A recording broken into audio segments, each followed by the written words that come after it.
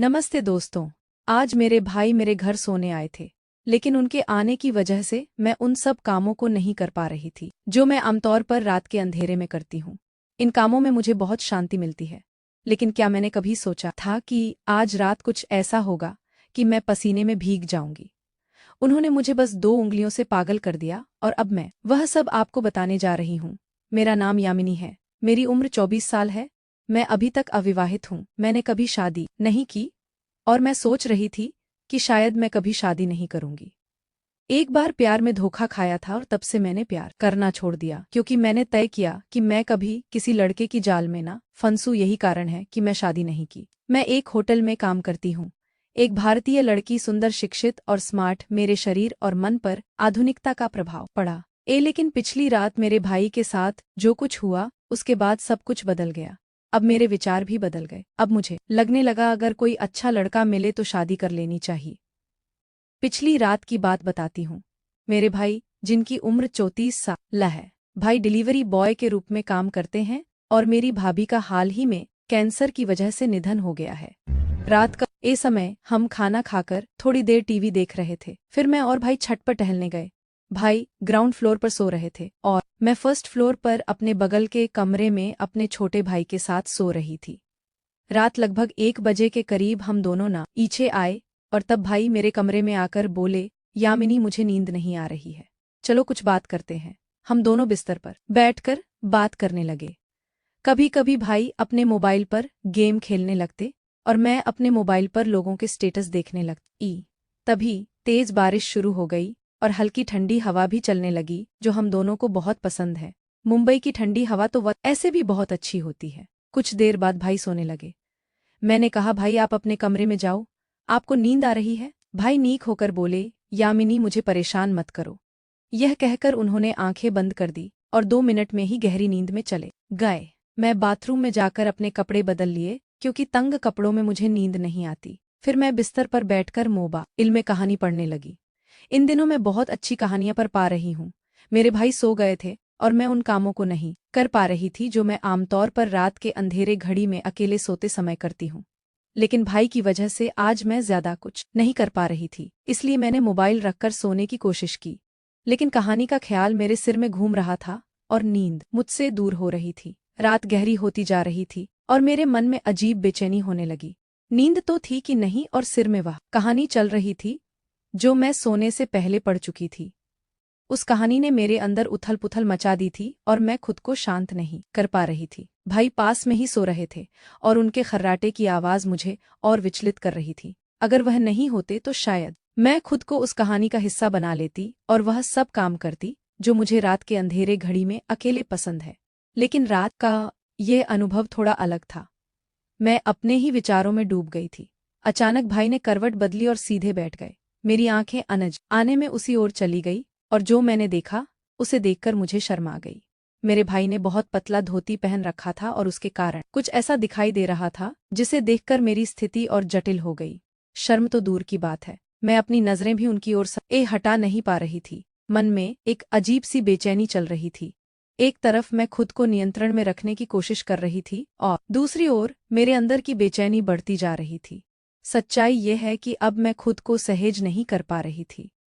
हर पल ऐसा लग आ था कि अगर मैं खुद को नियंत्रित नहीं कर पाती हूँ तो कुछ भी हो सकता है और इस स्थिति से निकलना मेरे लिए असंभव हो आएगा।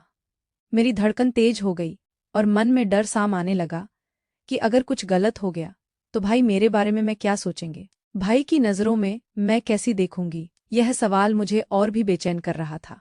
लेकिन दूसरी तरफ मेरे मन में एक गहरी इच्छा भी थी जो मुझे बार बार उसी दिशा में खींच रही थी, जैसे जो मैं सोच रही हूँ उसे पूरा कर दो। मेरे भीतर का द्वंद्व चरम पर था।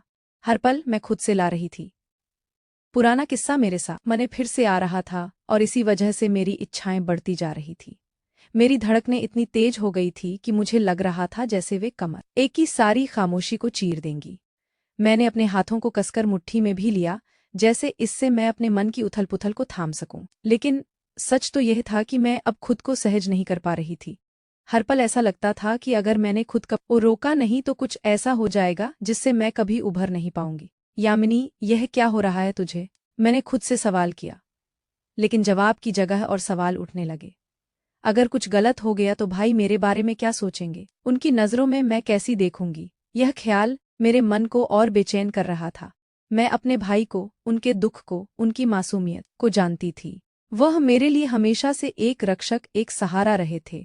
फिर यह सब मेरे मन में की औ उठ रहा था। लेकिन दूसरी तरफ मेरे भीतर एक गहरी दबी हुई इच्छा थी जो मुझे बार बार उस दिशा में खींच रही थी, जैसे कोई आवाज मेरे कानों में फुसफुसा रही हो, यामिनी इसे होन इधे, बस एक बार अपने मन को आजाद कर दे। यह इच्छा इतनी तीव्र थी कि मैं अपने ही विचारों डरने लगी थी। मेरे भीतर का द्वंद्व अब अपने चरम पर था। एक तरफ नैतिकता, मेरे संस्कार और मेरे परिवार के प्रति मेरी जिम्मेदारी थी, दूसरी तरफ वह आग थी जो मेरे मन को जलाए जा रही थी। मुझे अचानक वह पुराना किस्सा याद आया, वही किस्सा जिसने मुझे प्यार से, रिश्तों से और अपने दिल से दूर कर दिया था। उस धोखे ने मुझे इतना तोड़ दिया था कि मैंने अपने आप को एक कवच में बंद कर लिया था। लेकिन आज उस रात वह कवच टूट रहा था। मेरे मन की इच्छाएं, जो मैंने इतने सालों तक दबाकर रखी थी, अब बाहर निकलने को बेताब थी, और यही इच्छाएं मुझे उस दिशा में ले जा रही थी जिसे मैं गलत जानती थी, फिर भी रोक नहीं पा रही थी। मैंने एक गहरी सांस ली और अपनी नजरें भाई से हटाने की कोशिश की। मैंने खिड़की की ओर देखा, जहां बारिश अब पूरी तरह थम चुकी थी। ठंडी हवा अब भी कमरे में आ रही थी, लेकिन वह मेरे मन की आग को शांत करने में नाकाम थी। मैंने अपने आप को समझाया, यामिनी रुक जा, यह सिर्फ एक पल की कमजोरी है, ऐसे बीतने दे। लेकिन मेरे मन का दूसरा हिस्सा चीख रहा था, क्यों रुकना, क्यों हर बार अपने दिल को मारना? क्या तूने इतने सालों में अपने लिए कुछ नहीं चाहा? मैं बिस्तर पर बैठी रही, अपने घुटनों को सीने से लगाए और अपने मन से जूझती रही। भाई की गहरी नींद और उनके खराटों की आवाज अब मुझे और भी बेचैन कर रही थी। मैं जानती थी कि वो कुछ नहीं जानते, कि वो इस सब से अनजान है, लेकिन मेरे मन का यह द्वंद्व या उथल पुथल, यह सब मेरे अंदर ही था। अचानक मुझे लगा कि मुझे इस कमरे से बाहर निकलना होगा। मैं धीरे से उठी ताकि भाई की नींद ना टूटे और खिड़की के पास खड़ी हो गई। मैंने अपनी आंखें बंद की और ठंडी हवा को अपने चेहरे पर महसूस करने की कोशिश की। मैंने खुद से कहा, यामिनी तू मजबूत है, तूने पहले भी मुश्किलों का सामना किया है, यह भी एक पल है, यह भी बीत जाएगा। लेकिन क्या यह पल वाकई बीत जाएगा, या यह मेरे मन में हमेशा के लिए एक निशान छोड़ जाएगा? मैं नहीं जानती थी, लेकिन उस रात मैंने एक बात सीखी कि मेरे भीतर की इच्छाएं, मेरे डर और मेरी कमजोरियां मुझे इंसान बनाती है, और शायद इन सब से जगाना ही मेरी असली ताकत है। दोस्तों, मेरी कहानी आपको कैसी लगी? कहानी का दूसरा हिस्सा भी जल्दी ही मैं आपके बीच में लाऊंगी। हमें कमेंट करके ज़रूर बताएं, और साथ ही इस वीडियो को एक लाइक करें, चैनल को एक सब्सक्राइब करें और नोटिफिकेशन बेल को भी ज़रूर दबाएं ताकि अगली अपडेट सबसे पहले आपको मिले।